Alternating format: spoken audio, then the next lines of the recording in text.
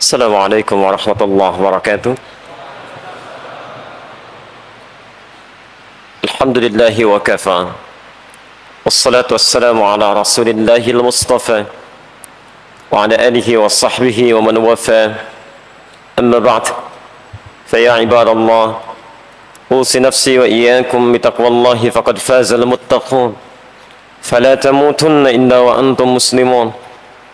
Faqala ta'ala: Ya ayyuhalladzina amanu ittaqullaha haqqa tuqatih wa la tamutunna illa wa antum muslimun. Wa qala ya ayyuhan nasu ittaqu rabbakum alladzi khalaqakum min nafsin wahidah wa khalaqa minha zawjaha wa batha minhuma rijalan katsiran wa nisaa'a wattaqullaha alladzi tasaaluna bihi wal arham innallaha kana 'alaikum raqiba. Saudara-saudariku rahimani wa rahimakumullah dan mitra muslim dimanapun anda berada, alhamdulillah malam ini kita masih diberikan kesempatan oleh Allah subhanahu wa ta'ala untuk beraktivitas, menjalani sebagian dari aktivitas kehidupan kita. Kita bermohon pada Allah subhanahu wa ta'ala semoga seluruh aktivitas yang telah kita kerjakan sampai dengan malam ini diterima oleh Allah subhanahu wa ta'ala menjadi ibadah yang diikhlaskan hanya kepadanya. Demi Allah kami sampaikan, ada sebagian dari saudara-saudari kita dengan izin Allah subhanahu wa ta'ala sesuai dengan ajalnya telah kembali menghadap kepada Allah. Kita berhusnuzan bahwa sebagian saudara-saudari kita telah berpulang karena barangkali amalannya dianggap cukup oleh Allah subhanahu wa ta'ala. Dosa-dosanya sering diistighfari sehingga dianggap ringan kesalahannya saat kembali kepada Allah subhanahu wa ta'ala. Kita masih membutuhkan malam ini, masih membutuhkan ibadah di saat ini untuk sekedar meningkatkan amalan kebaikan kita dan juga mengistighfari dosa-dosa yang pernah kita kerjakan dalam kehidupan. Jika sampai malam ini antum belum juga terfikir untuk meningkatkan kebaikan saat sebagian saudara kita telah kembali kepada Allah, antum membutuhkan berapa malam lagi untuk beristighfar kepada Allah subhanahu wa ta'ala. Karena itu teman-teman sekalian, mulai malam ini tanamkan pada jiwa anda, jika anda belum mampu berlomba dengan orang-orang soleh untuk meningkatkan kebaikan, sebaiknya anda segera bertekad untuk berlomba dengan para pendosa dalam beristighfar dan bertobat kepada Allah subhanahu wa ta'ala. Teman-teman sekalian, alhamdulillah kita berada di satu tempat rumah Allah subhanahu wa ta'ala yang dengan izin Allah diinisiasi oleh para ulama kita, para masyayikh kita, sehingga hadir suasana yang terbaik di malam ini. Saya khusus bermohon pada Allah subhanahu wa ta'ala, siapapun yang pernah menginisiasi, berkontribusi hadirnya Masjid Al-Irsyad ini dengan segala hal yang terkait di dalamnya, ada perguruannya, ada majlis ta'limnya, ada halaqahnya, semoga Allah subhanahu wa ta'ala melimpahkan segala kemuliaan seperti dijanjikan oleh Rasulullah sallallahu alaihi wasallam dalam hadis riwayat Muslim nomor hadis 1893. Rasulullah sallallahu alaihi wasallam bersabda, "Man dalla ala khairin falahu ajruhu mithla ajri fa'ilih min ghairi an yanqusa min ajrihi syai'." Siapa yang pernah menunjukkan pada satu kebaikan, memfasilitasi pada satu maslahat, kemudian itu dikerjakan oleh orang-orang setelahnya, maka ia akan mendapatkan pahala yang sama dengan orang yang mengerjakannya tanpa dikurangi sedikit pun. Masya Allah, sejak masjid ini dibangun, perguruan ini ada, orang yang menginisiasinya, kemudian merencanakannya, membangunnya, dan kami lihat dari sejak sebelum masuk masjid ke masjid ini, kami amati gambar-gambar di bawahnya, bagaimana para masyayikh berjuang, bagaimana bangunan tempo dulu sampai jadi sampai saat ini. Demi Allah kami katakan, siapapun yang salat di masjid ini, yang membaca Al-Quran, yang beribadah kepada Allah, yang berdoa kepadanya, insya Allah para ulama-ulama kita mendapatkan pahala yang tidak berkurang sedikit pun. Dan untuk kita yang hadir pada malam ini, saya bermohon pada Allah subhanahu wa ta'ala agar Allah subhanahu wa ta'ala memberikan kabar baik kepada kita semua yang terpilih di antara sekian hamba-hamba Allah yang tengah sibuk beraktivitas di malam ini. Anda bayangkan teman-teman, malam ini tidak mudah, malam weekend, malam Sabtu, malam untuk beraktivitas yang sepi di dalamnya, memilih untuk beristirahat, ada yang rekreasi, ada yang ingin refreshing. Masya Allah, ternyata di antara sekian orang yang sibuk itu, Anda yang terpilih oleh Allah untuk digerakkan langkahnya, dilembutkan hatinya, membelokkan itijahnya berada di masjid ini. Maka kami berikan kabar gembira dengan kadar keikhlasan antum semua di malam ini dengan hadis Rasulullah sallallahu alaihi wasallam tercantum dalam riwayat Imam Ibnu Majah dalam kitab Sunannya nomor hadis 233 dari sahabat Abu Darda radhiyallahu taala anhu. Qala Rasulullah sallallahu alaihi wasallam, perhatikan kalimatnya, man salaka tariqa yaltamisu fihi ilma sahhalallahu lahu tariqan ila al-jannah. Siapapun, man ismun mausulun yadullu ala al-'ammiyah, huruf menunjuk pada subjek tanpa batas, mau laki-laki, mau perempuan, mau besar, mau kecil, mau dewasa, mau siapapun.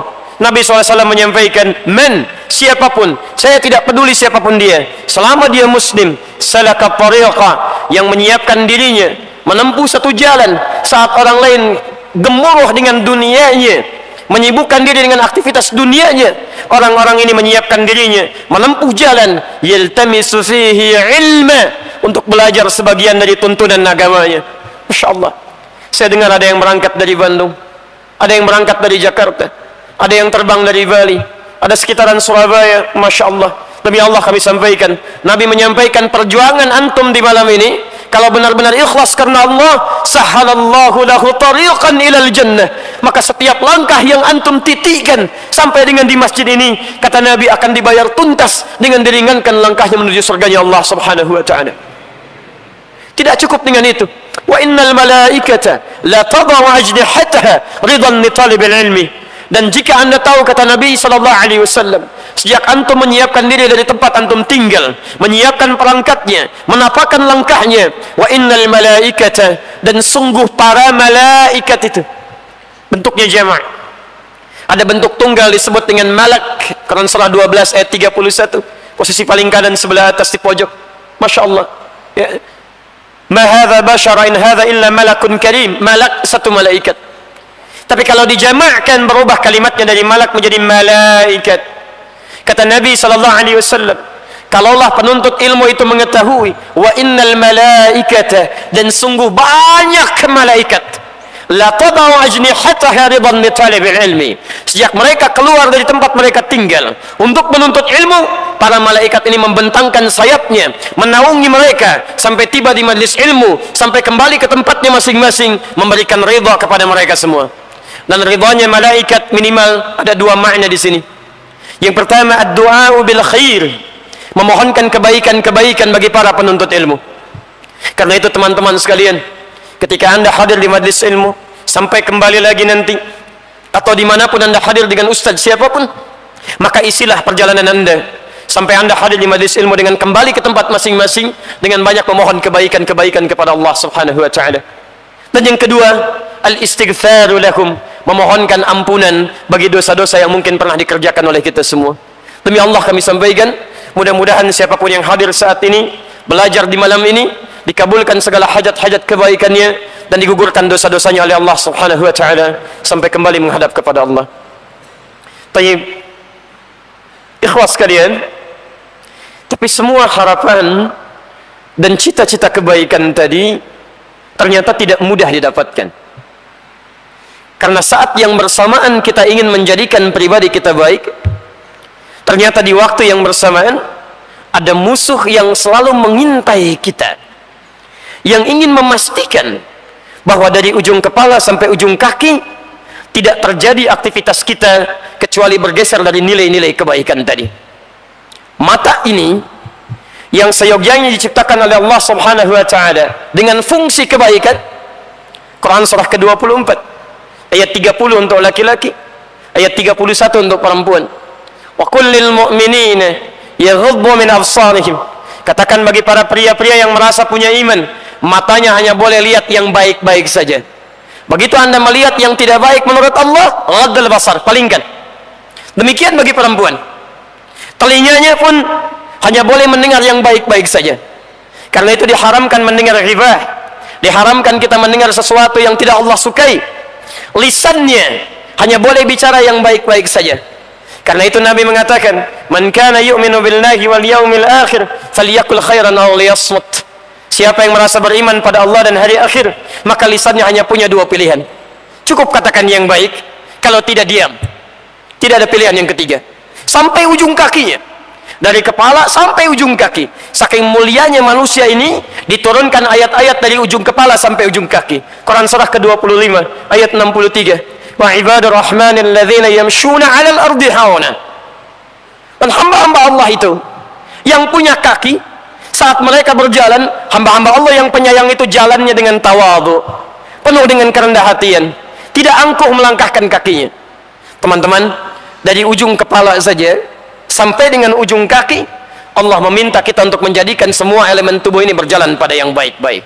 Tapi saat yang bersamaan itu tidak mudah, karena ada makhluk yang mengintai kita, disebut oleh Al-Quran sebagai musuh yang sangat berbahaya, yang ingin memastikan bahwa ujung kepala sampai ujung kaki ini bergeser dari nilai-nilai kebaikan tadi pada sesuatu yang tidak disukai oleh Allah Subhanahu wa Ta'ala. Kita akan coba turunkan siapa makhluk berbahaya ini, apa pentingnya kita mengenali makhluk ini, bagaimana kemudian kita menghindarinya. Karena saking bahayanya makhluk ini, disebutkan oleh Al-Quran, sejak manusia pertama Adam alaihi salam diciptakan, bersamaan dengan penciptaannya dimasukkan beliau ke dalam surga. Saat masuk ke dalam surga, sudah diingatkan oleh Allah Subhanahu wa Ta'ala untuk waspada dengan makhluk yang menjadi musuh yang berbahaya ini. Anda bayangkan, jangankan kita di malam ini, manusia pertama Nabi Adam saat mulai diciptakan, dimasukkan ke dalam surga, sudah diingatkan, ini ada musuh yang sangat berbahaya, hati-hati dengan dia. Quran surah ke-20 ayat 116. Faqulna ya Adam, maka kami katakan kepada Adam saat dia masuk ke dalam surga itu, lihat, inna hadza aduwwun laka wa li zawjik. Hati-hati, kata Quran, ini musuh kamu yang sangat bahaya. Ini musuh kamu yang sangat berbahaya. Musuh kamu dengan istrimu. Di manusia pertama saat mulai diciptakan, masuk ke dalam surga, sudah diingatkan oleh Allah Subhanahu wa Ta'ala, ini musuh yang berbahaya, hati-hati. Bahkan saat Adam alaihi salam diturunkan oleh Allah Subhanahu wa Ta'ala ke muka bumi, kemudian mulai berkeluarga, berganti generasi, diingatkan generasi ini oleh Allah Subhanahu wa Ta'ala langsung. Bukan cuma Adamnya, seluruh generasinya diingatkan oleh Allah Subhanahu wa Ta'ala, hati-hati dengan musuh ini, akan tetap dia menjadi musuh sampai dengan kiamat nanti. Maka ambil dia sebagai musuh. Bahkan Allah perintahkan kepada kita, jadikan dia sebagai musuh, bukan sebagai kawan. Quran surah 35 Fatir ayat yang ke-6. Lihat kalimatnya, inna syaitana lakum aduwa fattakhidhuhu aduwa. Hati-hati, kata Allah, ini makhluk sangat berbahaya, akan jadi musuh bagi kalian, maka tetapkanlah dia musuh sampai dengan kiamat nanti. Adam dilahirkan, maksudnya diciptakan oleh Allah Subhanahu wa Ta'ala, dimasukkan ke dalam surga, disebutkan hati-hati selama kamu hidup ini ada musuh. Turun ke muka bumi, keturunannya disampaikan oleh Allah sebagai peringatan, ini ada musuh. Bahkan teman-teman, maaf, para nabi pun yang diutus oleh Allah Subhanahu wa Ta'ala membimbing umatnya, yang diberikan sifat maksum, terbebas dari kesalahan, ternyata Masya Allah tidak luput dari godaan musuh yang satu ini. Adik kita tadi sudah membacakan Quran surah ke-6 Al-An'am ayat 112 sampai 113, posisi paling kiri sebelah atas. Lihat kalimatnya, wa kadzalika ja'alna likulli nabiyyin aduwa. Demikian kami pun telah jadikan bagi kalangan para nabi itu musuh dalam perjalanan dakwah mereka. Saking bahayanya musuh ini, Nabi Adam diingatkan, generasinya diingatkan, bahkan para nabi sampai dengan Nabi Muhammad sallallahu alaihi wasallam.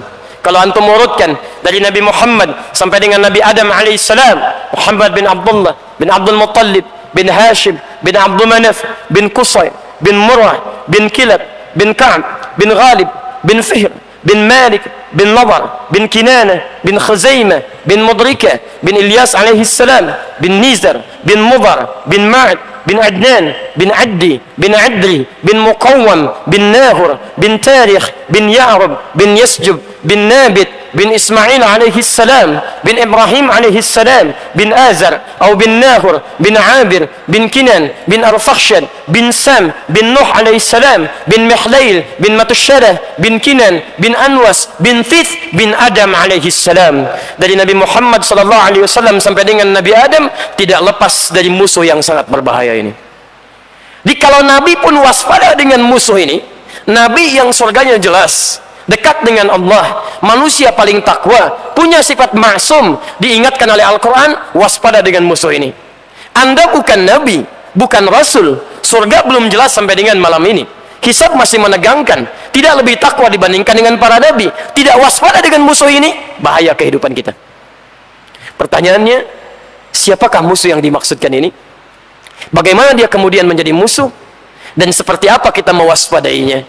Kalau Anda tidak pernah kenal dengan musuh yang seperti ini, jangan-jangan tidak sadar kita telah terjerumus pada perangkap-perangkap yang telah disiapkannya.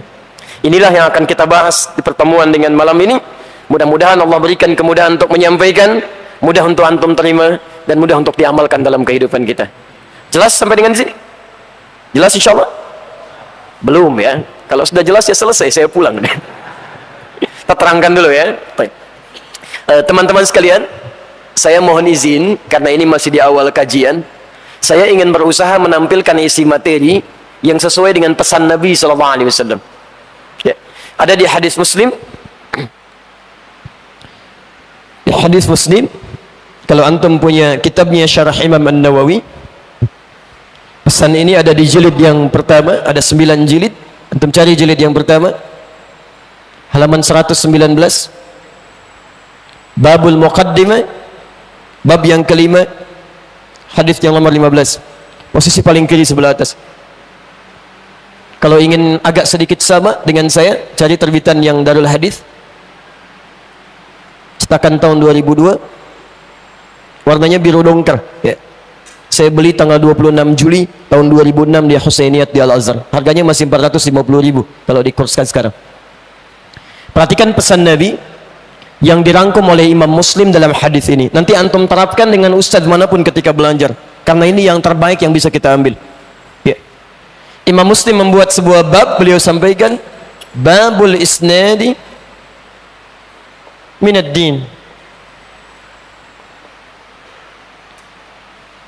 Babul isnad, bab belajar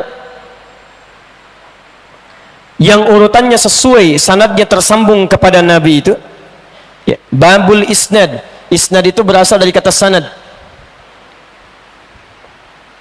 yaitu runtutan informasi yang sampai pada sumbernya, pada sumber utamanya ya.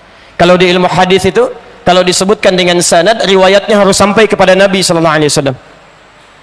Kalau kemudian Anda pelajari itu semua, belajar sesuai urutan ini sehingga sampai ke Nabi, ke sumber utamanya, sumber utama, maka pelajarannya disebut dengan isnad. Sekarang perhatikan beda antara belajar ad-din, belajar syariat agama kita, dengan pelajaran biasa ya. Imam Muslim memberikan pesan, semua pelajaran yang terkait agama kita, ad-din, itu mesti pastikan bersumber dari sumber yang tersambung kepada Nabi SAW. Babul isnadi, bab belajar tuntunan agama yang tersambung kepada Nabi SAW, referensinya minad din, itu termasuk yang terpenting dalam urusan agama kita. Jadi sama pentingnya dengan urusan ibadah. Antum mau sholat ya, misal Quran surah kedua Al-Baqarah ayat 43, posisi paling kanan di pertengahan, ada perintah sholat, wa aqimus sholat, dan tunaikan sholat. Mustahil Anda bisa menunaikan sholat kalau tidak belajar dulu bagaimana cara sholat yang baik. Nah, ketika Anda ingin belajar sholat itu, maka pastikan cara belajar sholat Anda sesuai, tersambung sampai kepada Nabi SAW. Anda benar cara belajarnya, maka benar tuntunan agamanya. Tapi kalau salah cara belajar Anda, maka praktek sholat Anda pun akan keliru di sini ya. Al-Bukhari nomor hadis 751, 757, itu hadis Muslim nomor hadis 397, babul musi fis shalah ya. Bab tentang orang yang sholatnya bermasalah. Perhatikan teman-teman, ini zaman Nabi. Ja'a rajulun ila Nabi sallallahu alaihi wasallam.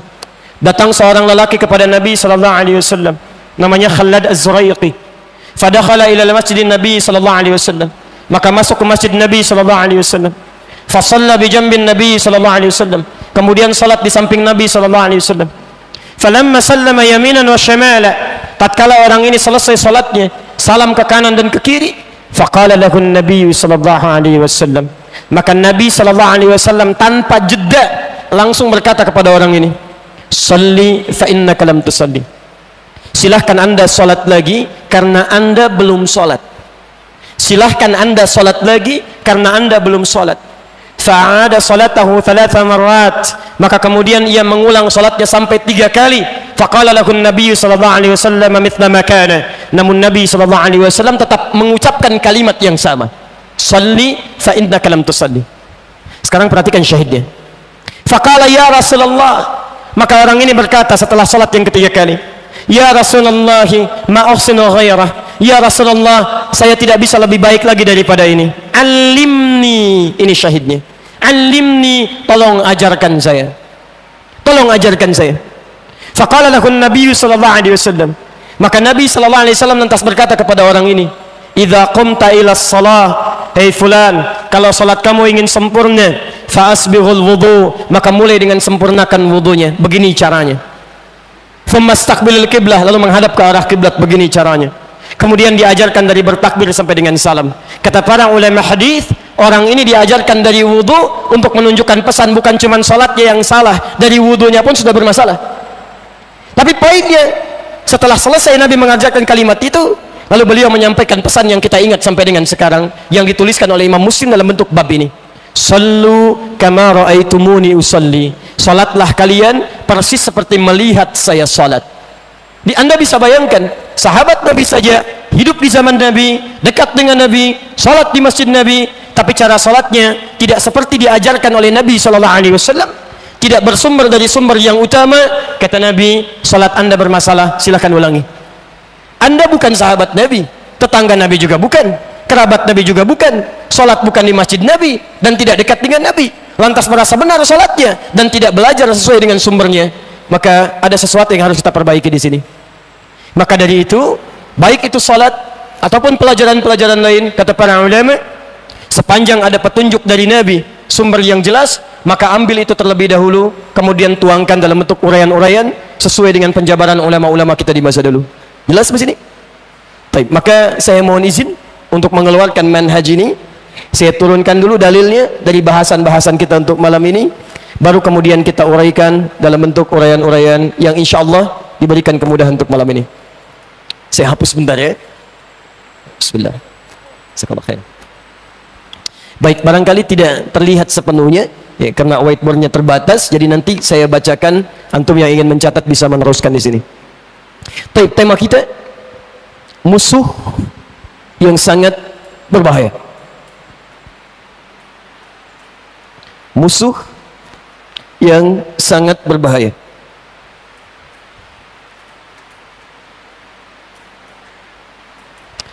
Bagaimana Nabi SAW memberikan gambaran tentang musuh ini? Pertama, mari kita turunkan keterangan Allah Subhanahu wa taala yang disampaikan kepada Nabi tentang musuh ini. Ya, tercantum dalam Al-Qur'an, kita turunkan dalilnya. Satu, kita ambil misalnya Quran surah kedua ayat 34. Asal mulanya terdapat di Quran surah ke-15 ayat ke-28. Kemudian nyambung ke Quran surah kedua ayat ke-30, muncul namanya Quran surah kedua ayat 34. Nama yang sama terdapat di Quran surah ke-7 ayat 11. Nama yang sama terdapat di Quran surah ke-15 ayat 31 sampai dengan 32. Nama yang sama terdapat di Quran misal surah ke-17 ayat 61.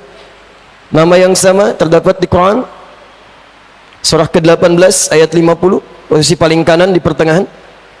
Nama yang sama terdapat di Quran surah ke-20 Toha ayat 116. Nama yang sama terdapat di Quran surah ke-26 ayat 95. Nama yang sama ada di 9 surah di 11 ayat. Terdapat di Quran surah ke-33 atau ke-34 dulu, lebih tepat ayat ke-20. Kemudian Quran surah ke-38 ayat 74 sampai dengan 75. Dia mulai menjadi musuh. Quran surah kedua ayat 36. Kita turunkan, kadang-kadang sifatnya bisa banyak. Quran surah ke-6 ayat 112. Jenisnya bisa dari kalangan manusia, bahkan Quran surah kedua ayat ke-14, atau juga dari kalangan jin yang tidak tampak. Quran surah ke-114.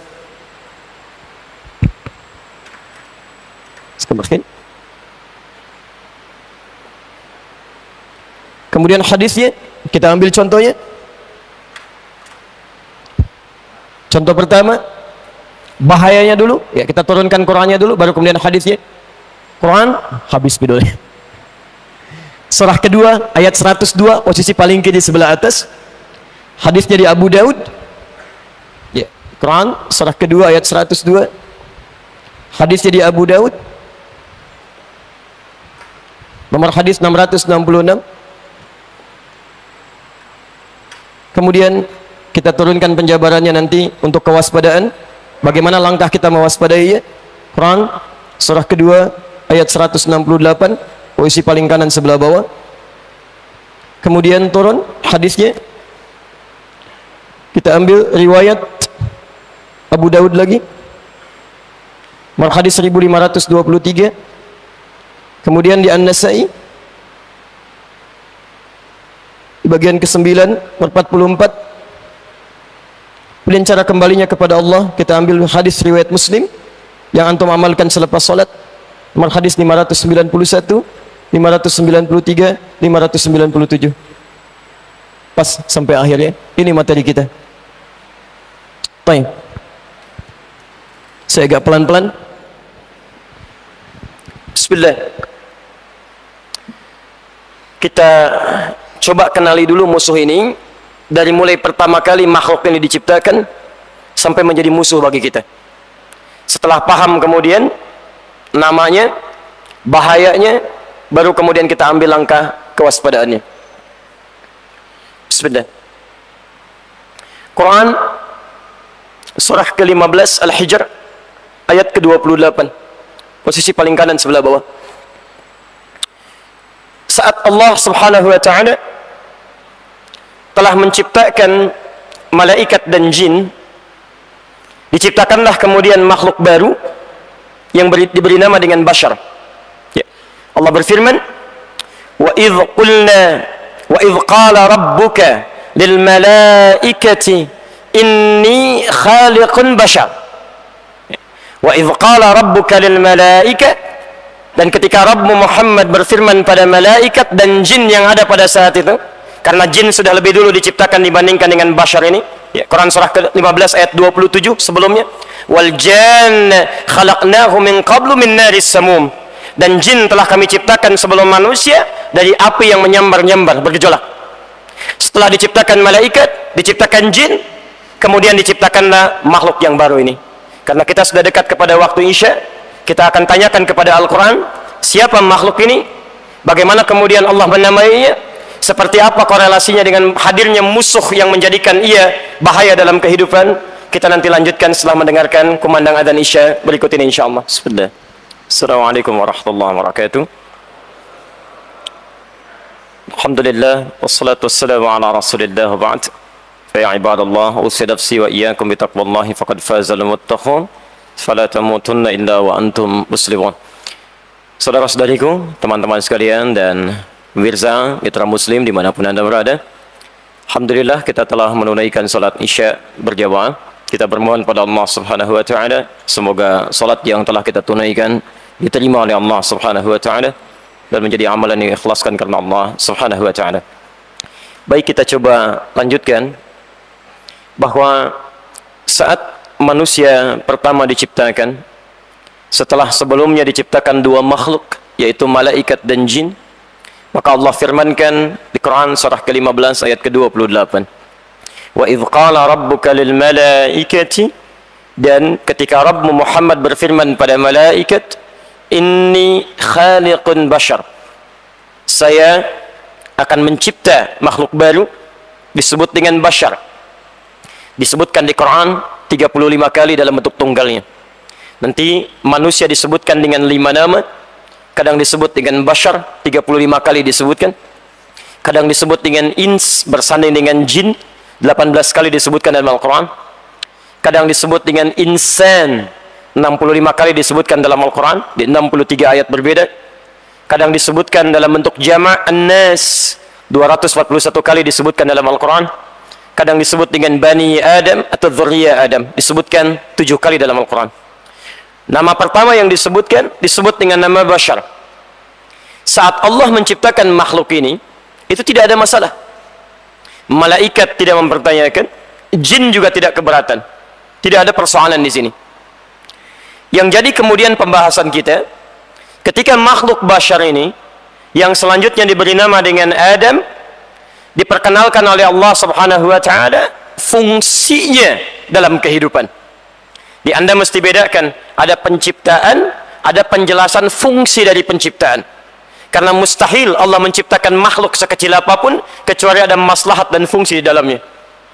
Maka saat Allah menerangkan tujuan penciptaan makhluk ini, disebutkan kemudian dalam Al-Quran, dipindahkan ayatnya. Quran surah kedua Al-Baqarah ayat ke-30, posisi paling kiri sebelah atas. Perhatikan kalimatnya, awalnya sama persis dengan Al-Hijr ayat ke-28. Di Al-Hijr ayat ke-28 berbunyi, wa idh qala rabbuka lil malaika. Di Al-Baqarah ayat 30 bunyinya sama, wa idh qala rabbuka lil malaika. Tapi selanjutnya ini yang menjadi perbedaan. Di Al-Hijr disebutkan inni khaliqun bashara, saya ciptakan makhluk baru namanya bashar. Di Al-Baqarah ayat 30 dijelaskan fungsinya, inni ja'ilun fil ardi khalifah, saya akan jadikan makhluk yang telah saya ciptakan ini sebagai khalifah di muka bumi. Teman-teman tolong bedakan kalimat di sini, ada khalaqa, ada ja'ala, itu berbeda. Kalau saya katakan misal khaliqal qalam, pulpen ini dibuat, pena diciptakan, dibuat dengan kata khalaqa misal, tapi belum dijelaskan apa fungsinya, maka ketika saya akan terangkan fungsinya, berubah kalimatnya dari khalaqa menjadi ja'ala. Tayyib, apa fungsinya spidol? Belum tentu. Kalau saya katakan ini untuk melontar orang yang ngantuk misalnya, ya, saya katakan inni ja'ilul qalam ramyan lin nu'as, saya jadikan spidol yang sudah ada ini untuk mengingatkan yang sedang mengantuk. Ja'il. Di sini mulai ada persoalan. Tayyib, karena waktu kita sangat terbatas, saya agak sedikit singkatkan persoalannya. Ketika Allah sudah memilih Adam sebagai khalifah, bukan malaikat, makhluk yang tercipta sebelumnya, bukan juga jin, makhluk yang telah ada sebelumnya, kemudian dijelaskan oleh Allah dengan segala fungsi dan keistimewaannya secara singkat, maka dimintakanlah dua makhluk tadi, malaikat dan jin, untuk hormat kepada Adam, makhluk yang ditugaskan oleh Allah untuk mengemban misi sebagai khalifah ini. Quran surah kedua ayat 34. Perhatikan kalimatnya, wa idh qulna lil malaikati isjudu fasajadu, ketika kami perintahkan kepada kalangan malaikat dan jin, ya, tolong fokus di sini ya. Ini dalam ilmu balaghah, ya, salah satu rumusnya menggunakan pola dzikrul ba'dhi yuradu bihil kullu. Dalam bahasa Indonesia disebut dengan metode sinekdok pas prototo. Disebutkan sebagian, tapi yang dimaksudkan keseluruhan. Jadi saat Allah perkenalkan Adam, ini ada malaikat, ada jin. Tapi ketika Allah sampaikan tentang misi penciptaannya, kemudian diperintahkan untuk sujud, disebutkan sebagian dari kalangan malaikat dan jin ini, tapi dimaksudkan untuk keseluruhannya. Seperti saya katakan begini misal, maaf, ikhwan sekalian, antum mesti bertakwa kepada Allah Subhanahu wa taala. Padahal yang hadir di masjid ini bukan cuma ikhwan, akhwat juga ada. Apakah kalimat saya berlaku hanya untuk laki-laki saja atau perempuan juga ikut di sini? Termasuk perempuan ikut di dalam kalimat ini. Maka ketika Allah katakan wa idh qulna lil malaikati isjudu li Adam, kami firmankan kepada para malaikat termasuk jin di sini untuk sujud kepada Adam sebagai penghormatan. Ya. Bukan sujud penghambaan, bukan sujudnya yang penting karena perintah Allah yang dimaksudkan di sini. Tayyib, yang menarik di sini kita lanjutkan. Fasajadu, semuanya sujud. illa iblis, kecuali iblis. Illa iblis, kecuali iblis. Mulai muncul nama baru di sini. Coba perhatikan. Tadi makhluknya kan ada 3 ya. Makhluknya ada 3. Satu apa? Malaikat. Kedua, jin. Ketiga, Adam, bashar. Ketika semua diperintahkan sujud kepada bashar, kepada Adam, malaikat dan jin, kata Allah semua sujud. Kecuali satu makhluk. Disebutkan langsung oleh Allah dalam Al-Quran, iblis. Pertanyaannya, siapa makhluk ini? Karena yang disebutkan tadi cuma jin dan malaikat. Ini makhluk baru, siapa ini? Apakah dia makhluk yang baru kemudian tidak mau sujud? Atau jangan-jangan termasuk bagian dari malaikat atau jin yang tadi disebutkan? Nah, untuk itulah kita teruskan kemudian keterangan Qurannya. Quran surah ke-18 Al-Kahf ayat ke-50. Posisi paling kanan di pertengahan. Ya. Perhatikan indahnya bahasa Al-Quran. Yang satu ditafsirkan dengan yang lain lagi dengan kalimat pembuka yang sama. Di Al-Baqarah ayat 34 dibuka dengan wa idh qulna lil malaikati isjudu li Adam. Di Quran surah 18 Al-Kahf ayat ke-50 dibuka dengan kalimat yang sama. Wa idh qulna lil malaikati isjudu li Adam fasajadu illa iblis, kecuali iblis. Siapa iblis ini? Diteruskan kalimatnya, kana minal jinni fa fasaqa an amri rabbih. Lihat kalimatnya, tolong garis bawahi. Kana minal jinni fa fasaqa an amri rabbih. Ada 2 kalimat di sini. Yang pertama menerangkan asal usul iblis ini. Yang kedua menerangkan tentang aktivitasnya sebelum menjadi iblis. Tolong garis bawah ini. Ya, lihat kalimatnya. Kana minal jinni. Iblis itu bukan makhluk baru, tapi termasuk kalangan jin.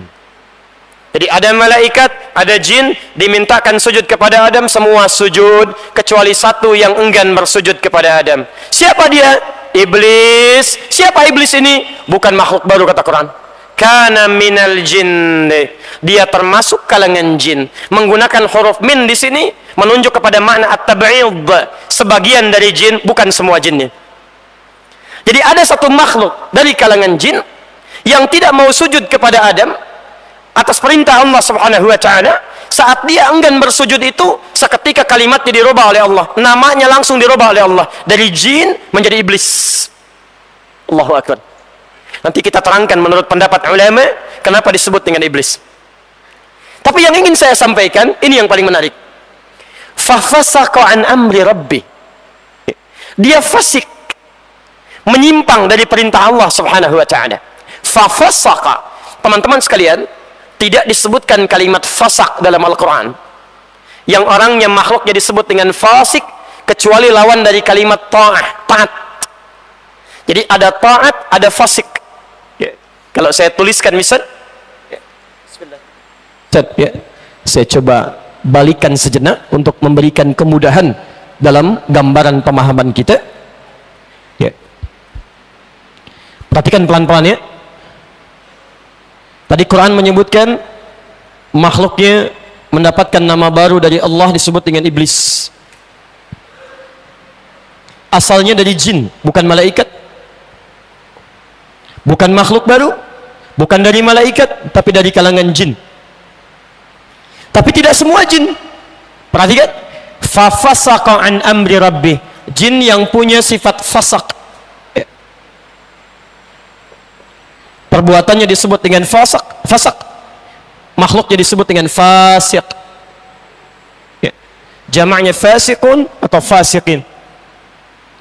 Tidak disebutkan kalimat fasak, fasik dalam Al-Quran, termasuk dalam hadis, kecuali lawan, diddun, lawan dari kalimat ta'ah. Ya. Taat kepada Allah Subhanahu wa taala.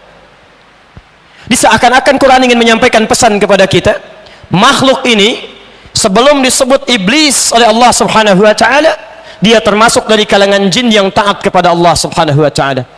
Hanya ketika menyimpang dari perintah Allah, berubah kemudian sifatnya menjadi fasak, makhluknya disebut dengan fasik, bahkan berubah nama menjadi iblis. Ya. Perhatikan keterangan Al-Fayyumi dalam kitabnya Al-Misbahul Munir, halaman ke-42 sampai dengan 43. 42 posisi paling kiri sebelah bawah sampai ke 43 posisi paling kanan sebelah atas. Ya. Al-Fayyumi menurunkan kata iblis ini dalam turunan kata bahasa Arab, walaupun di akhirnya punya kesimpulan yang sangat menarik. Beliau mencantumkan dalam pembahasan huruf ba, lam, kemudian sin. Balasa. Ini menarik ini ya. Ada labisa, ada balasa, itu berbeda. Beliau turunkan kata iblis ini dari kata balasa, ba, lam, kemudian sin. Kata beliau, balasa tidak disebutkan dalam bahasa Arab kecuali mengandung 3 arti. Yang pertama al-masah. Masah. Al-mashu. Yang kedua as-sukut. Dan yang ketiga al-ya'su, keterputus asaan. Al-ya'su. Tapi yang paling menarik, lihat makna yang pertama ini. Akar katanya dari kata balasa, makhluk yang melekat sifat balasa ini pada dirinya dinamakan dengan kalimat iblis. Kenapa disebut dengan iblis? Lihat turunan katanya, berasal dari kata balasa, kata al-fayyumi, mengandung arti al-mashu, sesuatu yang hilang, terhapus.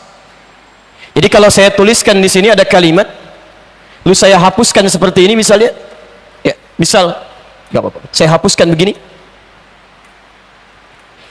masih tersisa tulisannya, masih ada hurufnya, hilang sama sekali. Perhatikan teman-teman sekalian, perhatikan maknanya. Makhluk ini asalnya berasal dari kalangan jin yang sebelumnya taat kepada Allah Subhanahu wa taala. Ta'ah. Awas, hati-hati. Saya mau tanya sebentar, jin ini tinggalnya di mana? Di langit atau di bumi?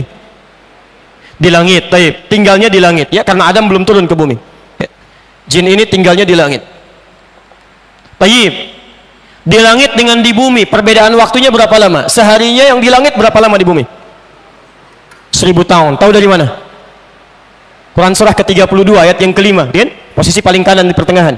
Fi yaumin kana miqdaruhu alf sanati mimma ta'uddun.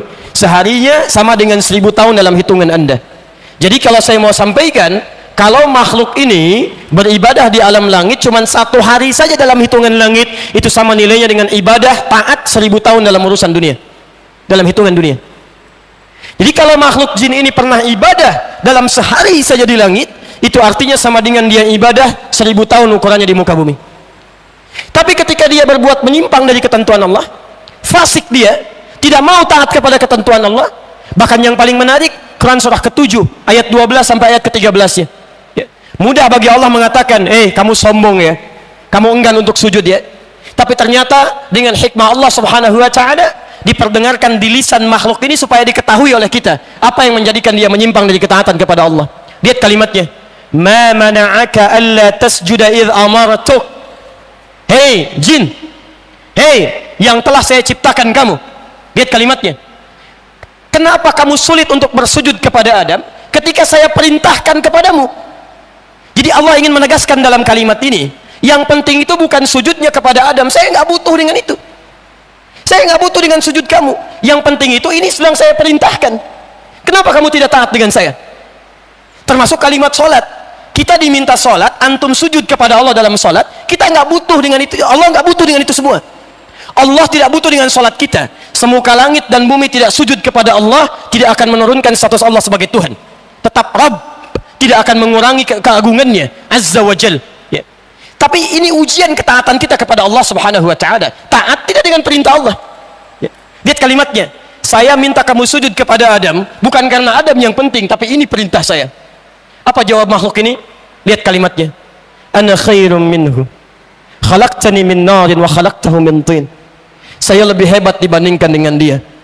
Saya lebih hebat dibandingkan dengan dia. Perhatikan cuma satu kalimat, saya lebih hebat dibandingkan dengan dia. Engkau ciptakan saya dari api, sedangkan dia engkau ciptakan dari tanah. Tidak pada levelnya, yang unggul mesti hormat kepada yang lebih rendah. Satu kalimat ini keluar di lisan makhluk ini, dirubah namanya oleh Allah Subhanahu wa ta'ala menjadi iblis, dan terhapus nilai ketaatannya dalam pandangan Allah Subhanahu wa ta'ala. Mashu. Jadi kalau ada makhluk yang ukuran dunianya misal saja beribadah sudah 1000 tahun, misal kalau ukuran akhirat cuma sehari saja, kemudian bersikap sombong dengan satu kalimat saja, tidak taat kepada Allah Subhanahu wa ta'ala, maka tidak bernilai seluruh amalannya di hadapan Allah Subhanahu wa ta'ala. Ini pesan pertama yang ingin disebutkan dalam penamaan ini. Maka antum yang hidup di dunia ini, yang mohon maaf, barangkali dalam kehidupan kita beramal tidak sampai pada kisaran waktu ini. Ada di antara antum yang pernah berzikir selama 1000 tahun, ada yang pernah salat selama 1000 tahun, ada yang pernah baca Al-Quran selama 1000 tahun. Jadi iblis saja yang cuma dengan kalimat keluar dari ketaatan kepada Allah, ini tidak bernilai dalam pandangan Allah Subhanahu wa Ta'ala. Maka bagaimana dengan antum yang amalannya tidak seimbang, tidak sama waktunya dengan amalan makhluk ini, kemudian merasa sombong dalam kehidupannya, sombong dengan ilmunya, sombong dengan hartanya, sombong dengan kedudukannya? Demi Allah, Allah sudah turunkan iblis sebagai model makhluk paling buruk di mata Allah Subhanahu wa Ta'ala. Maka jangan sampai antum mengikuti jejaknya, ini yang paling bahaya. Paham sampai sini? Baik. Jadi pertama, kita temukan sekarang kalimat ini, makhluk yang pertama. Kenapa disebut dengan iblis? Ingin menunjukkan kesan kepada kita bahwa ada makhluk baru diberikan dengan satu nama untuk menunjukkan kesan bahwa jangan sampai ketika Allah berikan tugas kepada kita untuk beribadah, kita menyimpang dari ketaatan Allah kepada Allah Subhanahu wa Ta'ala. Karena resikonya seluruh amalan kita akan terhapus dalam pandangan Allah Subhanahu wa Ta'ala. Jelas di sini? Baik. Satu. Nah, yang paling menarik, teman-teman sekalian, yang kedua, dia disebut juga dengan iblis, kata Al-Fayyubi, juga memiliki makna al-yas, sifat putus asa, pesimis. Masya Allah. Padahal makhluk ini paham bahwa Allah punya sifat Rahman, punya sifat Rahim, punya sifat Tawwab, yang kalau seseorang makhluk, ya misal pernah melakukan kesalahan, maka dengan sifat pengampunnya, sifat penerima taubatnya, akan selalu memberikan kesempatan kepada setiap makhluk untuk kembali kepada Allah Subhanahu wa Ta'ala. Tapi karena tertutup dengan sifat-sifat yang tidak baik tadi, termasuk sifat putus asanya, maka dia menyimpulkan, saya sudah dicap buruk oleh Allah Subhanahu wa Ta'ala, tidak ada kesempatan bagi saya untuk kembali kepada Allah. Maka dia menegaskan, ketika Allah katakan, lihat kalimatnya, Allah katakan fakhruj minha, di ayat ke-17 dari Quran surah ke-7 itu, kamu keluar dari sini. Dari ayat ke-16, ayat ke-17, kamu keluar dari sini, tidak layak kamu berada di sini, melanggar ketaatan kepada saya, bersikap sombong, tidak mau meralat kalimatnya, keluar dari sini, keluar dari rahmat Allah Subhanahu wa Ta'ala. Teman-teman sekalian, apa yang terjadi? Ini yang paling menarik. Ketika makhluk ini sudah keluar dari ketaatan kepada Allah, kemudian memiliki nama yang baru, menghadirkan sifat putus asanya, yang paling menarik, ini yang paling luar biasa, dia menantang kepada Allah Subhanahu wa Ta'ala untuk membuktikan bahwa sikap saya ini tidak salah. Saya memang lebih hebat dibandingkan dengan Adam, ya Allah, lebih baik dibandingkan dengan dia. Saya akan buktikan kepada engkau bahwa dengan keunggulan saya yang diciptakan dari api, saya akan buktikan, saya akan pelesetkan Adam ini dari segala hal yang mengandung ketaatan kepadamu. Perhatikan turunannya, awas, hati-hati ya, hati-hati. Kalau seseorang sudah mulai menyimpang dari ketaatan kepada Allah, menghadirkan sifat sombong dalam dirinya, maka di antara sifat turunannya sulit menerima hidayah Allah Subhanahu wa Ta'ala. Awas, hati-hati, karena nanti turunan dari sifat iblis ini akan diwariskan pada manusia. Ada di antara manusia yang sulit mendapatkan hidayah Allah karena mewarisi sifat iblis dengan segala keangkuhannya. Nanti kita turunkan ayatnya. Nah, yang paling penting, ini yang paling menarik, saat keluar pernyataan iblis tadi, dia mengatakan, saya akan buktikan, saya akan goda Adam, izinkan saya untuk membuktikan kehebatan saya dengan menggelincirkan Adam dari ketaatan kepadamu. Maka keluarlah kalimat Allah Subhanahu wa Ta'ala yang diabadikan dalam Al-Quran surah ke-20 Thaha itu, dari ayat 115 sampai dengan ayat 116, yaitu wa idh qulna lil malaikati isjudu li adama fasajadu illa iblis aba. Ketika kami perintahkan pada kalangan malaikat dan jin untuk hormat sujud kepada Adam, semua sujud hormat kecuali iblis, dia enggan. Maka difirmankan oleh Allah di ayat 116-nya, fakulna, kami sampaikan pada Adam. Tolong garis bawahi kalimat ini, lihat kalimatnya, fakulna ya Adam, maka kami sampaikan, hei Adam, hei Adam, inna hadza aduwwun laka wa li zawjik. Ingat ini Adam, ini makhluk mulai saat ini menjadi musuh bagi kamu dan istrimu, menjadi musuh bagi kamu dan istrimu. Ini baru fase Adam.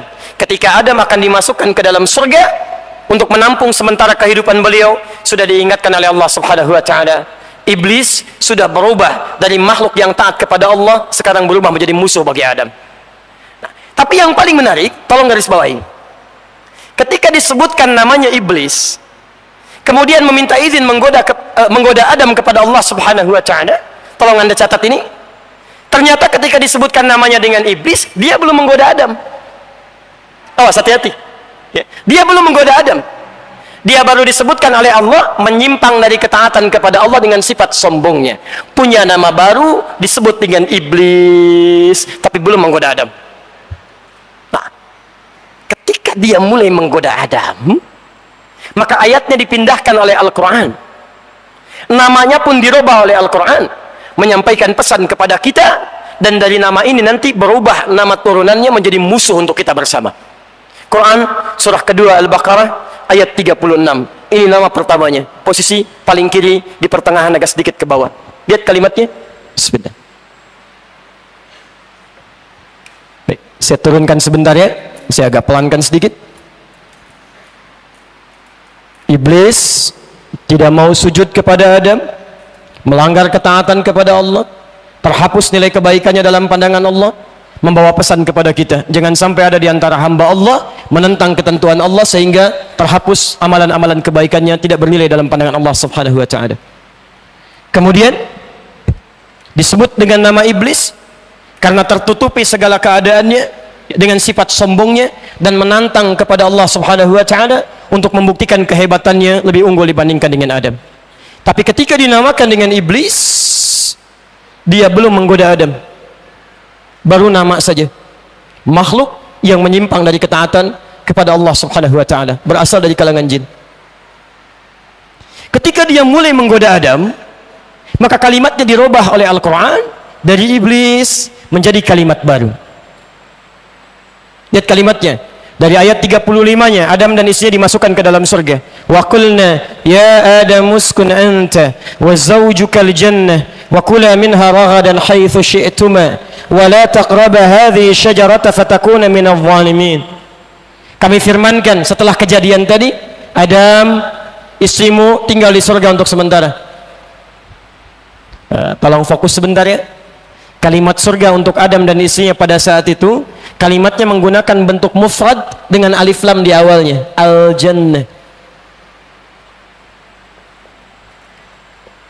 Tolong garis bawahi. Awas, fokus ya. Lihat, nanti beda dengan surga yang akan kita tinggali. Kalimatnya berbentuk tunggal, mufrad. Kemudian diawali dengan alif lam yang menunjuk kepada ta'rif, ma'rifah. Sesuatu yang memiliki makna khusus, berbeda dengan yang lain. Kalau saya katakan kolam, pulpen, spidol, pulpen mana saja, spidol mana saja. Tapi kalau saya katakan al-qalam, yang ini, bukan yang lain. Ketika Allah mengatakan Adam, istrinya masuk ke dalam surga, kalimat surganya menggunakan bentuk tunggal, satu, dan diawali dengan bentuk ma'rifah, alif lam. Seakan-akan ingin memberikan isyarat kepada kita bahwa surga yang dikhususkan untuk Adam ini bukan surga yang akan kita tinggali nanti. Bukan surga yang akan kita tinggali nanti. Ini surga khusus hanya untuk Adam dan istrinya, diberikan oleh Allah Subhanahu wa taala sebelum diturunkan ke muka bumi. Karena itulah ketika Allah menyebutkan surga yang akan diberikan kepada umat Muhammad sallallahu alaihi wasallam selain daripada ini, kalimatnya tidak pernah menggunakan alif lam.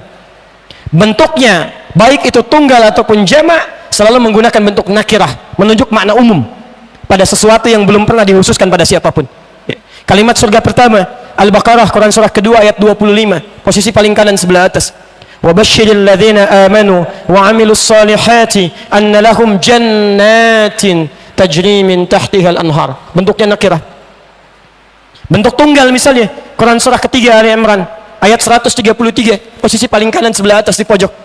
Wasari'u ila maghfiratin min rabbikum wa jannatin arduha as-samawati wal ardu u'iddat lil muttaqin. Bentuknya tunggal tapi nakirah, tidak menggunakan alif lam. Ya. Makanya Nabi mengatakan surga kita beda dengan surga yang akan ditempati nanti.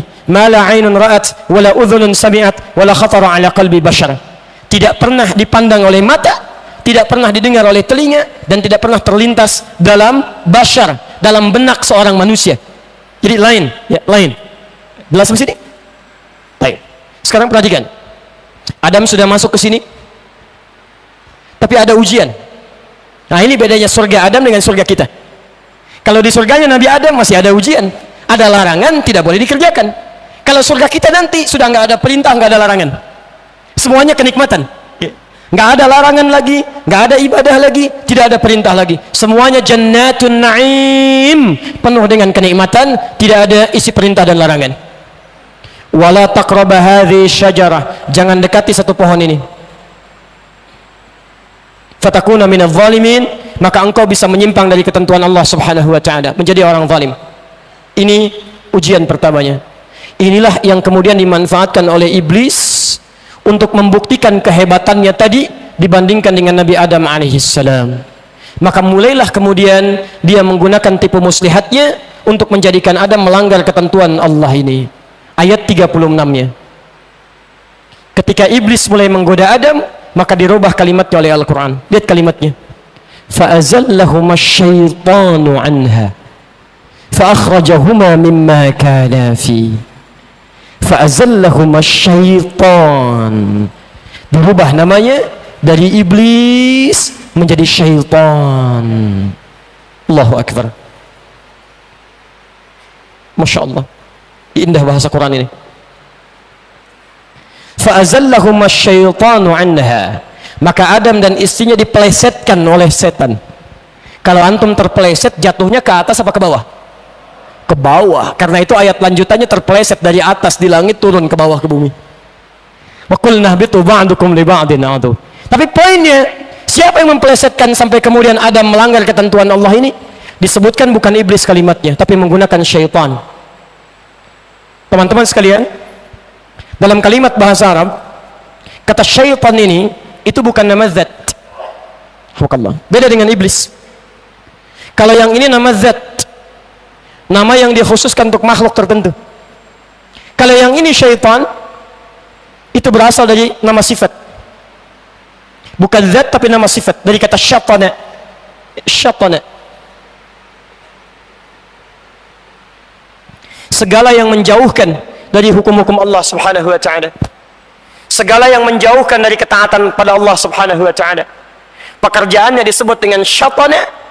Kalau pekerjaan ini sudah melekat pada diri seseorang, pada diri seorang makhluk, baik itu tampak ataupun tidak, maka kalimatnya berubah. Makhluknya disifati dengan nama baru, disebut dengan syaitan. Jadi ketika iblis mulai menggoda Adam, ini yang paling menarik, awas, tolong garis bawahi. Tadi iblis berasal dari apa? Jin.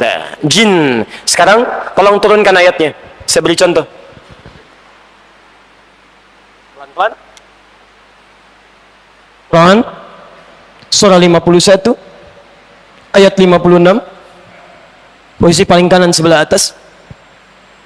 Kemudian ditafsir di Quran surah ke-6 ayat 112, posisi paling kiri sebelah atas. Lihat pelan-pelan, lihat pelan-pelan, fokus. Iblis mulai menggoda Adam, namanya dirubah oleh Al-Quran dari iblis menjadi syaitan, dari nama zat menjadi nama sifat, segala yang menjauhkan dari ketaatan kepada Allah Subhanahu wa ta'ala. Akar katanya dari kata syaitan, kalau melekat pada makhluk, makhluknya disebut dengan syaitan. Yang paling menarik, fokus sini ya. Ketika sifat setan ini digunakan untuk menggoda Adam, yang pertama kali mempraktikkan iblis berasal dari kalangan jin. Teman-teman sekalian, tolong garis bawah ini ya. Di dalam Quran kalimat jin ini seringkali dipasangkan dengan ins. 18 kali disebutkan dalam Al-Quran. Lihat kalimatnya, ya ma'syaral jinni wal ins wa ma khalaqtul jinna wal ins. Bahkan ketika kalimat jin dijamakkan dalam Al-Quran menjadi jinnah, kalimat ins pun dijamakkan menjadi nas. Minal jinnati wal nas. Sekarang perhatikan, jin tidak disebutkan jin dalam Al-Quran, termasuk dalam bahasa Arab, kecuali untuk menunjuk makna sesuatu yang tak nampak, tersembunyi, tidak kelihatan. Lawannya ins, sesuatu yang nampak, terlihat, bisa teraba. Karena itu jin disebutkan dengan jin, karena memang fitrah kehidupannya tidak nampak. Hati-hati, awas, hati-hati ya. Jin disebutkan dengan jin karena fitrah kehidupannya tidak nampak, tersembunyi dia. Jadi kalau ada jin misalnya melakukan penampakan, itu jin sedang punya masalah, sedang keluar dari fitrahnya. Hati-hati ya. Pasti itu, kalau ada jin melakukan penampakan, pasti akan ada masalah itu. Karena dia sedang keluar dari fitrahnya. Yang lebih bermasalah, misalnya kalau ada manusia yang cari-cari penampakan jin, itu yang aneh. Ya. Jangan Anda ikuti itu ya. Ada persoalan luar biasa di situ. Ya. Tapi yang jadi masalah buat kita sekarang, lihat saya, ini kalimat yang sangat menarik. Hati-hati. Ketika Quran menyebutkan kata syaitan yang mulai menggoda Adam, yang kemudian mulai menyampaikan kepada Allah Subhanahu wa taala untuk membuktikan kehebatannya, praktek pertama yang dia gunakan adalah praktek menggunakan kalimat syaitan dengan wujud iblis yang berasal dari jin, tidak nampak. Ini memberikan isyarat kepada kita bahwa godaan pertama yang datang dari iblis adalah godaan yang tidak nampak, yang bisa diberikan kepada, jiwa raga setiap manusia. Masuk dia dalam sesuatu yang tak nampak dalam pandangan kita. Celakanya, ini yang jadi masalah. Ketika Adam terkena godaan setan ini, yang tak nampak dalam pandangannya, mulai memberikan was-was. Dekati itu, makan itu, ayo, kamu akan jadi makhluk yang abadi seperti malaikat. Itu nggak nampak dalam pandangan, nggak kelihatan. Ini memberikan isyarat kepada kita pertama kali bahwa iblis itu ketika mulai menggoda Adam, menyatakan dirinya sebagai musuh, maka dia akan menggunakan kekuatan pertama, yaitu kekuatan keadaannya yang tersembunyi, tidak nampak dalam pandangan manusia. Garis bawahi, 1. Sifat setan yang pertama,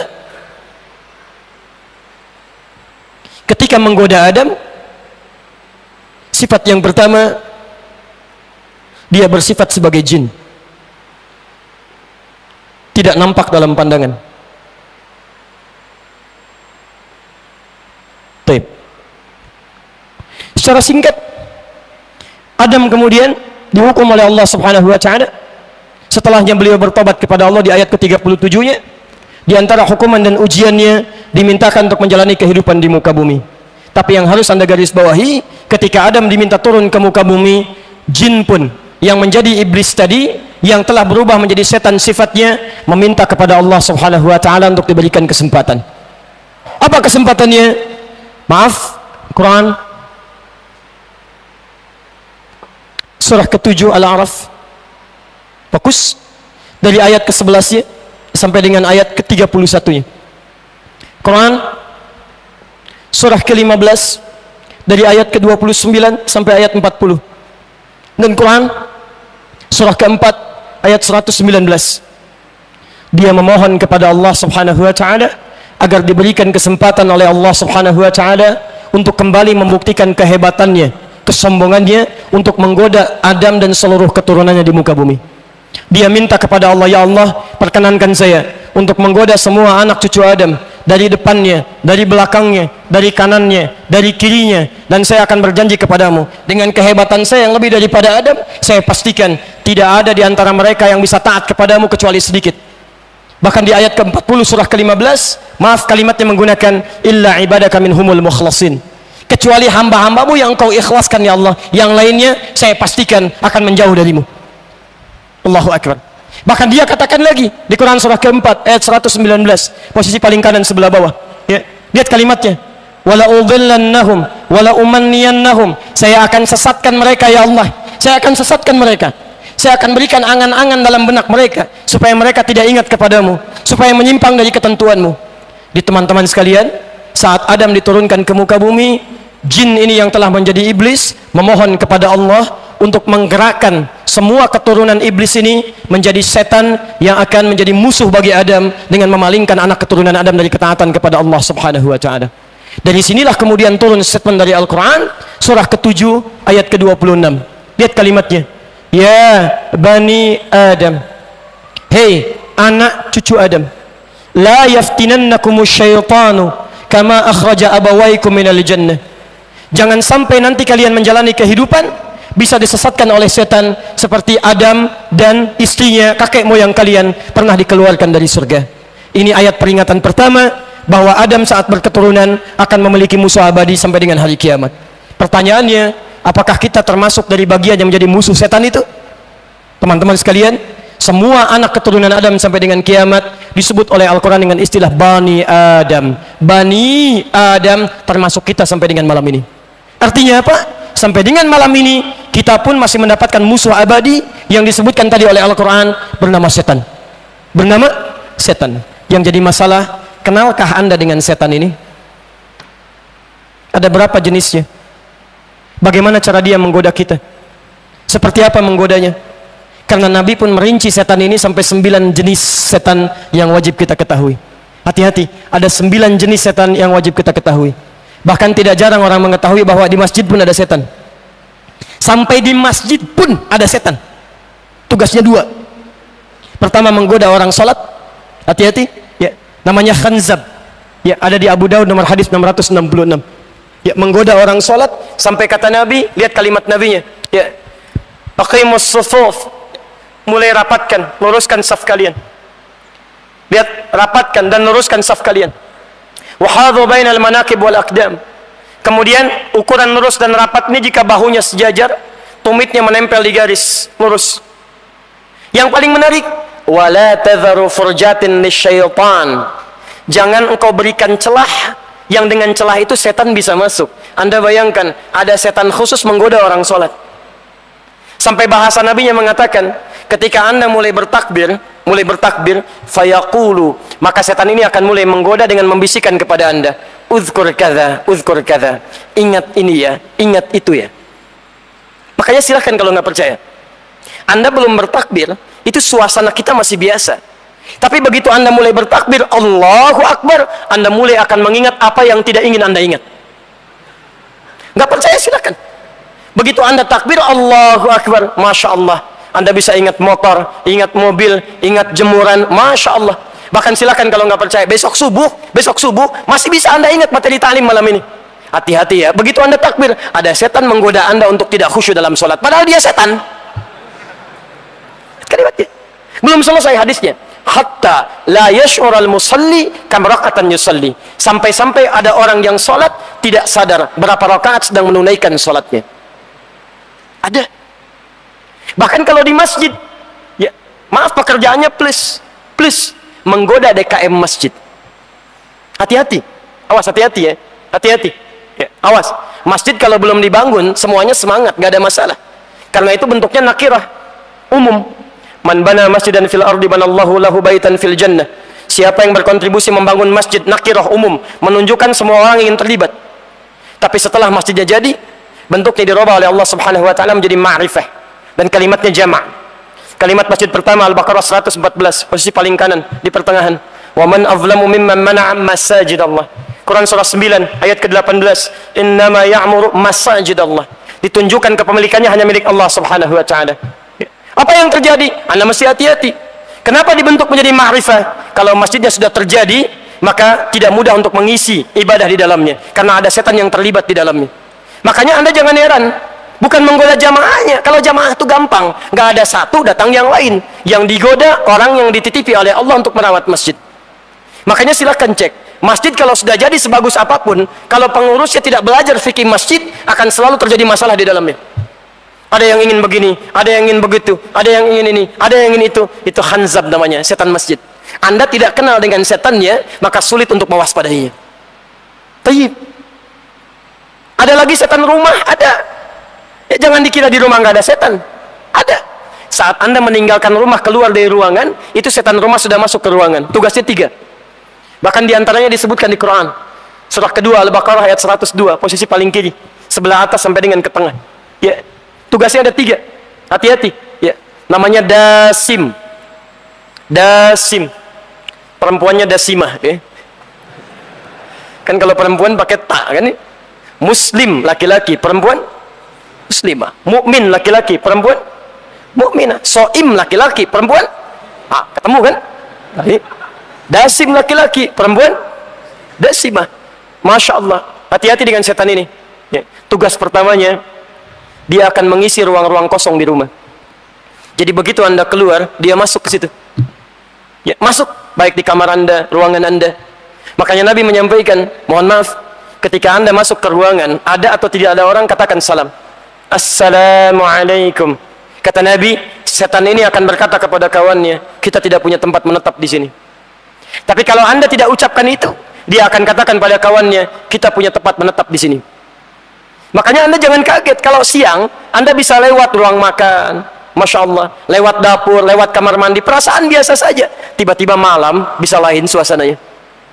malam bangun jam 2 pengen tahajud, begitu keluar kamar tiba-tiba ada bunyi gitu kan ya, padahal mungkin pintu yang bergeser saja, tiba-tiba kalimatnya bisa berubah. Hati-hati di ruang makan, Masya Allah, ada baju warnanya putih, rambutnya panjang, itu dasim. Makanya biasakan ketika Anda masuk ucapkan salam, Assalamualaikum, ada atau tidak ada orang ya. Begitu Anda katakan Assalamualaikum, setan berkata tidak ada tempat bagi kita menetap di sini ya. Katakan, biasakan, pulang dari sini masuk kamar, kalau tidak ada orang, tidak ada orang, ucapkan, biasakan Assalamualaikum. Tidak dijawab itu normal, kalau dijawab Waalaikumsalam, itu mungkin masalah tersendiri ya. Baik. Saya ajarkan ini pada anak saya sejak usia 2 tahun, dia bisa bicara.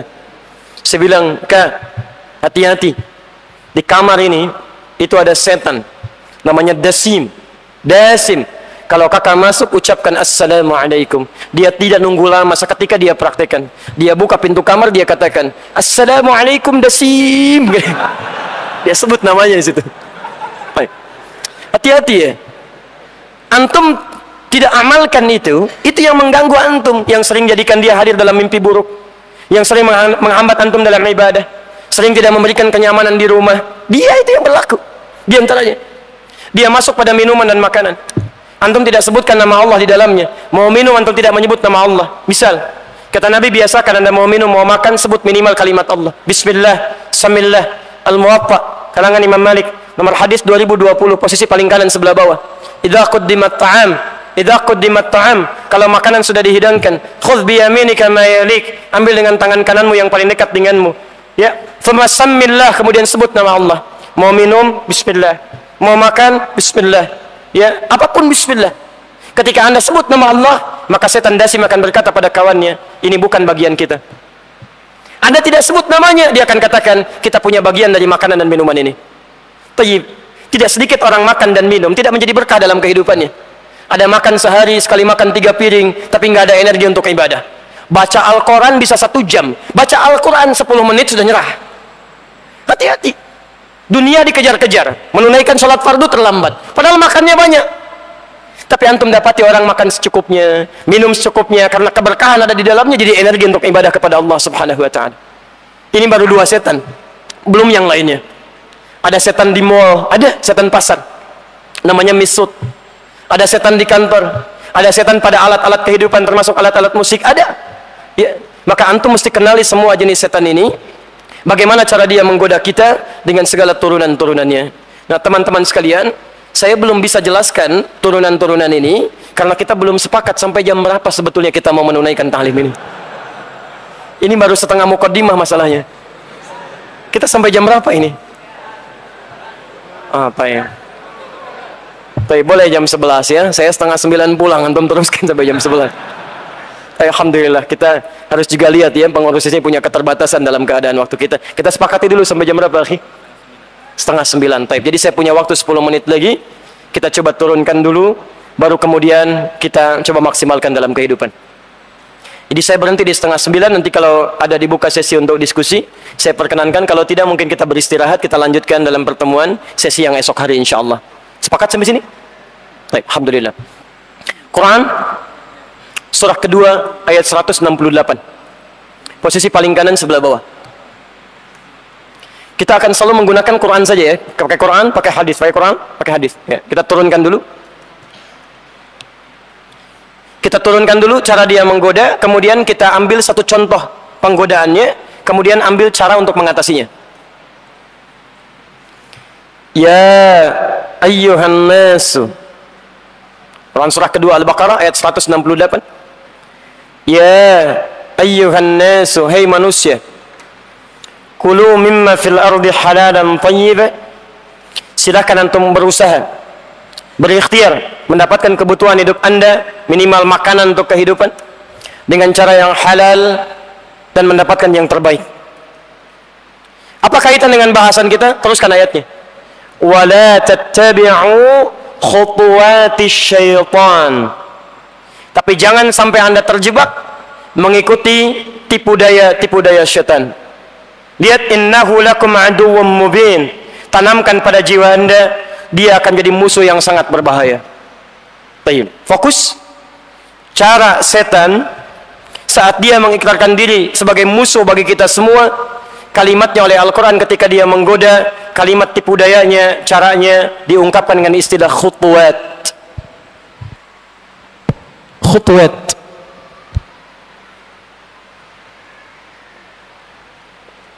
ولا تتبعوا خطوات الشيطان. خطوات. Fokus.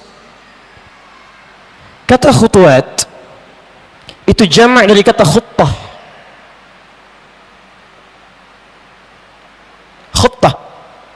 Khatta ya khuttu khuttah. Sedangkan kata khuttah tidak disebutkan dalam pemaknaan bahasa Arab sampai dengan sekarang, kecuali memiliki arti yang sangat dalam. Satu, rencana yang sangat matang, strategis.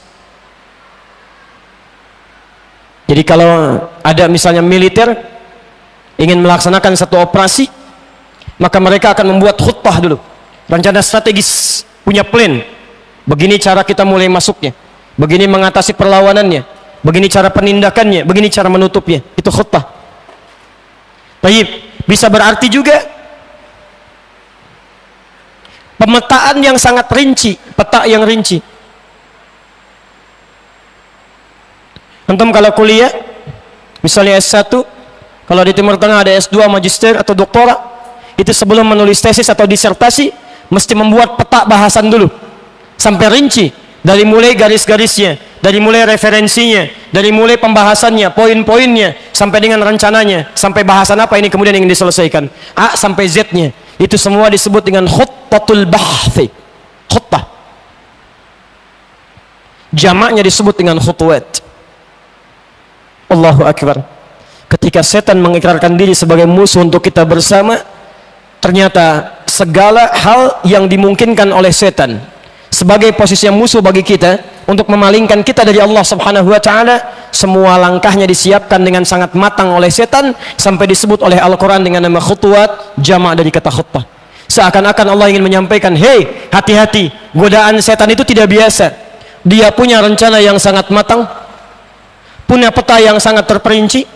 Anda bisa bayangkan, kalau khutbah saja sudah demikian matangnya, maka bagaimana ketika ini dijamakkan jadi khutuwat? Artinya planning setan bukan cuma A, tapi B, C, D sampai dengan Z-nya. Tidak bisa menggoda Anda lewat satu hal, dia akan masuk lewat sisi yang lainnya. Dan hebatnya, dia bisa menggoda dengan godaan yang sama pada dua orang yang berbeda dengan cara yang tidak sama. Keduanya sama, digoda untuk tidak menunaikan tahajud, tapi bisa masuk dengan cara yang sama. Karena saking pahamnya kebiasaan seorang anak Adam, dia bisa masuk dengan cara yang berbeda. Yang satu cukup dibuat ngantuk luar biasa, nggak bisa bangun. Yang satu, masya Allah, bukan cuma sulit bangun. Ya, awas hati-hati. Kalau yang pertama dibuat berat bangunnya, sampai pasang alarm 3 kali. Mau bangun jam 3, pasang alarm dari jam 2. Alarm kedua setengah 3. Alarm ketiga jam 3 kurang seperempat. Alarm pertama mematikan alarm kedua. Alarm kedua untuk mematikan alarm ketiga. Alarm ketiga masih susah bangun juga. Ini masih biasa.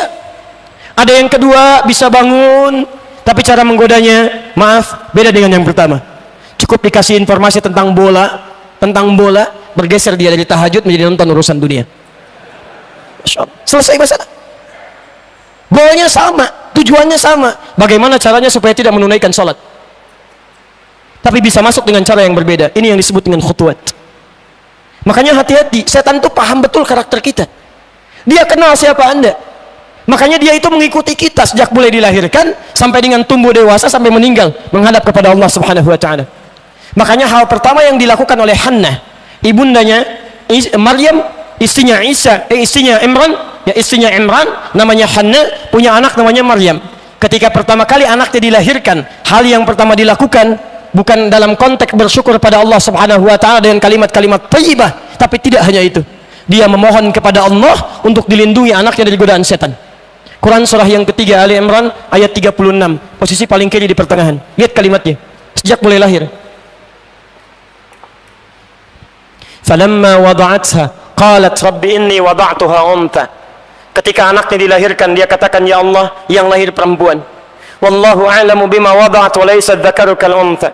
Kemudian dijawab oleh Allah, hei, Allah lebih tahu tentang maslahat yang dilahirkan. Perempuan pun punya keistimewaan yang tidak dimiliki oleh laki-laki. Apa selanjutnya? Wa inni sammaituha Maryam. Kemudian saya namakan dia dengan Maryam. Wa inni u'idzuha bika wa dzurriyyataha minasyaitonir rajim. Kemudian saya mohonkan kepada Allah supaya anak ini dilindungi oleh Allah Subhanahu wa taala dari buruknya tipu daya setan yang terkutuk. Sejak mulai lahir sudah diperlindungkan kepada Allah Subhanahu wa taala. Ini di setan itu memang ngikutin dari mulai dilahirkan sampai dengan anak kembali pada Allah Subhanahu wa taala. Bahkan diistilahkan oleh Al-Qur'an dengan nama qarin. Hati-hati dengan nama qarin. Ya. Wa may yattakhidz syaitana lahu qarina fasa'a qarina. Siapa yang menjadikan setan bagian teman dekatnya, maka jadilah dekat dengan dia. Dari mulai lahir sampai mulai Anda beraktivitas, sampai dengan kemudian naik. Bahkan ada setan mulai menggoda dari sejak bayi, namanya Ummu Sibyan. Hati-hati. Anda orang tua tidak belajar tentang setan ini, Anda bisa terganggu dengan keadaan anak Anda. Tadinya anak tenang-tenang saja, tiba-tiba ketika mau sholat dibuat rewel menangis. Tadinya anak tenang-tenang saja ketika baca Al-Quran dibuat mengganggu Anda supaya tidak bisa membaca Al-Quran. Ini Ummu Sibyan. Terus paham kebiasaan Anda, tahu siapa yang bergaul dengan Anda, tahu apa yang Anda baca, tahu apa yang Anda lihat, apa yang Anda dengar, dan dia rencanakan tipu dayanya dari segala pengalaman kehidupan Anda. Itu yang disebut dengan khutuwat. Sekarang saya ambil contoh satu, dan insya Allah kita berhenti di sini, ya, karena waktu kita sudah masuk pada bagian akhir. Kita ambil satu contoh yang paling berbahaya, yang masuk lewat ibadah kita, namanya khanzab. Namanya khanzab. Baik. Khanzab punya teman namanya Walhan. Saya ulang ya. Khanzab punya teman namanya Walhan. Keduanya spesialis menggoda urusan ibadah, ya, khususnya masalah sholat. Walhan menggoda Anda dari sejak wudhu. Ya. Di Anda jangan kaget kalau nanti Anda sudah wudhu, tiba-tiba kadang-kadang suka merasa gelisah. Kadang-kadang was-was, ini wudhu saya batal atau enggak, ini berhasil atau tidak. Itu kerjaan Walhan itu. Walhan namanya. Nanti kita keluarkan, termasuk kitabnya ya. Kita ada referensinya, bukan cuma kalimat-kalimat semata, tidak. Sampai dengan Anda akan sholat, kita turunkan hadisnya di Abu Daud nomor hadis 666. Tadi saya sudah bacakan sebagiannya. Lihat ini ya, saya berikan satu ilustrasi.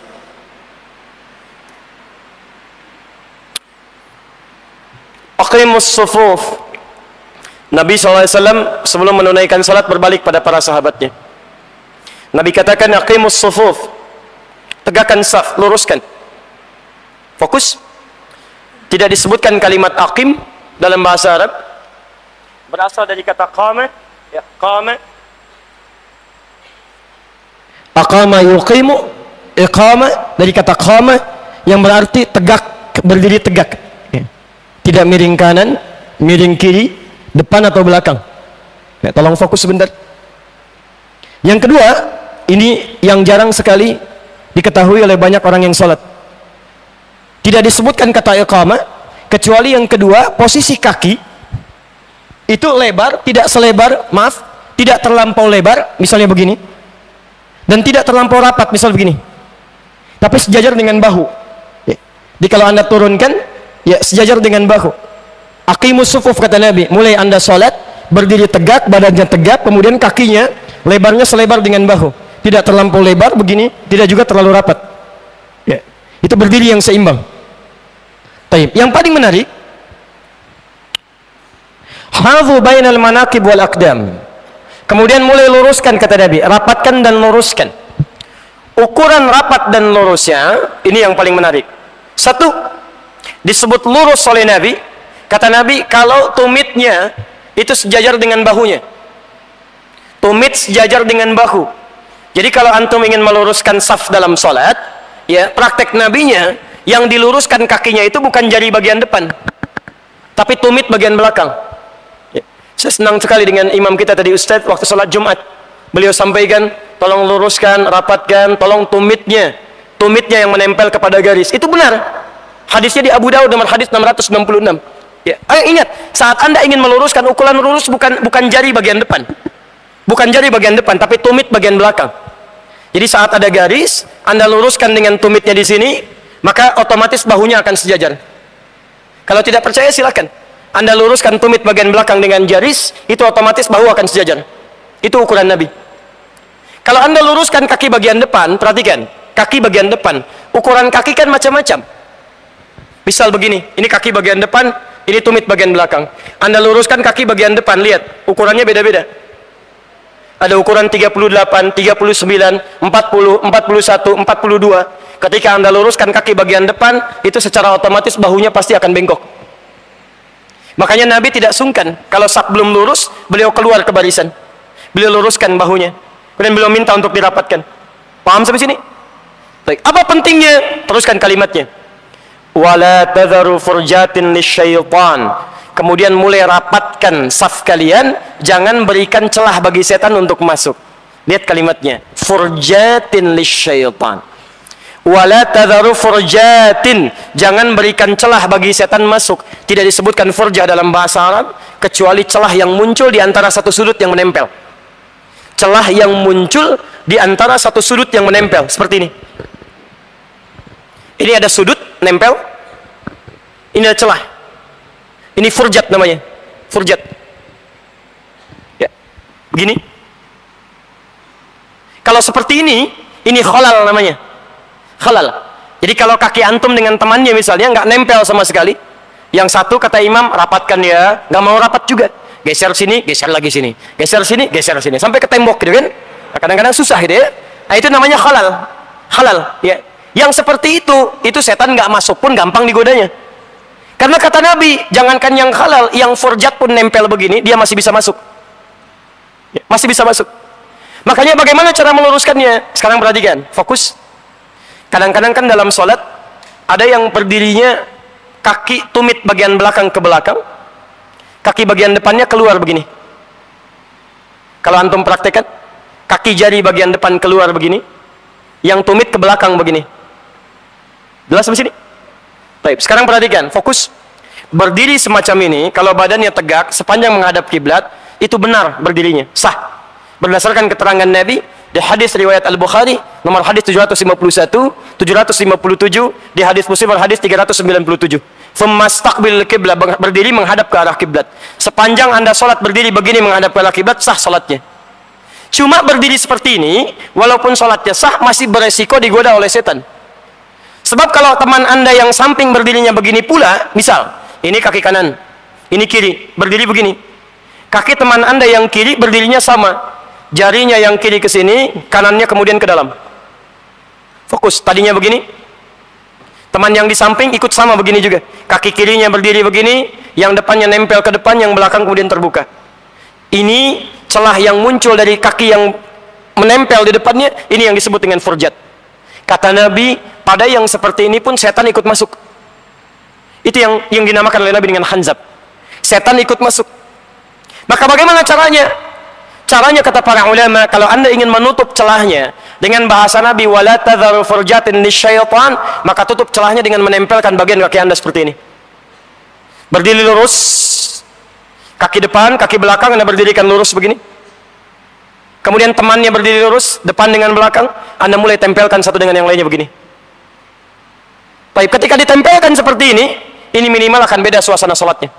Kalau nggak percaya silahkan. Nanti sholat subuh, antum sholat di masjid ini atau di masjid lain, antum praktekkan seperti Nabi tadi sampaikan. Cara berdirinya sekarang rapatkan satu dengan yang lain, lurus begini, tempelkan satu dengan yang lainnya seperti ini. Demi Allah saya katakan, akan ada suasana berbeda sholatnya dibandingkan terpisah safnya begini. Apalagi seperti ini. Tapi hati-hati, hadisnya belum selesai. Walayyinu bi'aidi ikhwanikum. Jangan sampai semangat kalian untuk menempelkan kaki begini menjadikan tangan teman kalian di samping sulit untuk bergerak. Begitu rapat begini mau takbir susah gitu kan? Nah, ini tidak diinginkan oleh Nabi. Anda keluar dari ketentuan ini, masuk hanzab kepada Anda, memberikan was-was. Dia katakan, ingat ini ya, ingat itu ya, sampai terjadilah hatta la yash'urul musalli kam raka'atan yusalli. Ada orang salat yang tidak sadar berapa rakaat sedang menunaikan salatnya.